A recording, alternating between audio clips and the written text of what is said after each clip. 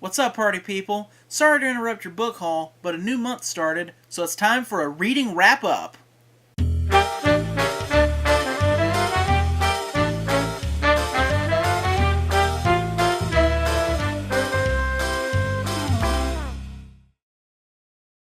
Only 3 books this month, all from the horror suspense genre, leading us off with Final Girls by Riley Sager.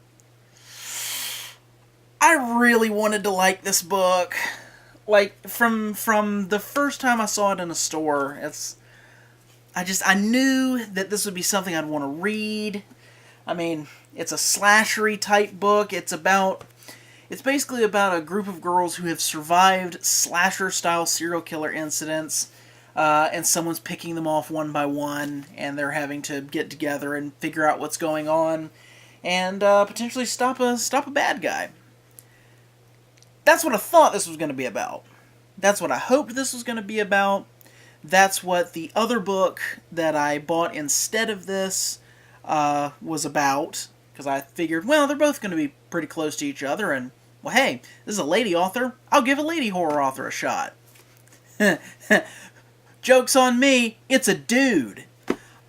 Oh boy, it's a bad book. It's real bad. It's slow. The main character isn't likable. I mean, her defining characteristic is she's got a Xanax addiction.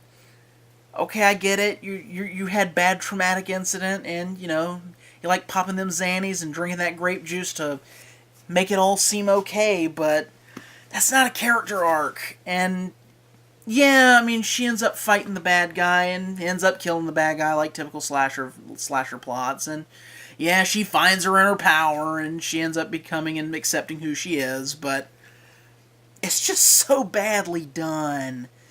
You can see most of the plot points 1,000 miles away, except the killer reveal. And the thing is, it could have been done better. It's a reveal that could have worked, but it just didn't. And the worst part is, looking at the dude who Riley Sager actually is up. I don't remember his name off the top of my head. A little subtitle right there should be showing you. His books are highly rated, so he's got a fan base. Did he just have a brain fart? Are his fans lying and just have bad taste? I don't know. Judging off this book, I'm going with just bad taste. Final Girls by Riley Sager. 1 star. 1. And it's lucky that it's getting that. Luckily, my last 2 reads made up for the slow, horrible slog that The Final Girls was. And that is 2 classics by the name of The Night Stalker and The Night Strangler, both by author Jeff Rice. So these 2 books are... Let me see if I can get this history correct. The Night Stalker was originally written as a book, which I hold in my hands, without Darren McGavin, that was waiting to be published, hadn't gotten published yet, had not been submitted to be published. I'm not really sure what the full story is. When it was purchased as a TV movie in 1972, 73, I think it was 72, again, not 100% sure, and was adapted by, it was picked up by producer Dan Curtis, who did Dark Shadows, another wonderful series, who hired Richard Matheson to adapt it into a screenplay. It was the highest rated TV movie of its era. It's a very good TV movie. I've seen it. I own both that movie and its sequel, The Night Strangler, both of which are the introduction to the character of Carl Kolchak, investigative reporter, played by Darren McGavin, which in 1974 spun off into the TV series that Jeff Rice created, Kolchak the Night Stalker. This is gold. This is absolute gold in 180-something pages. This is gold in 150-something pages.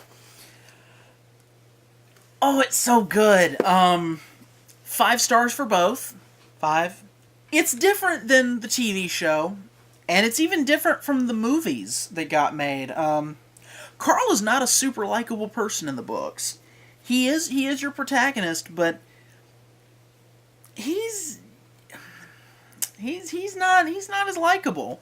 I mean, not that he's super likable in the TV show, but he pokes and prods in areas where clearly you shouldn't poke and prod.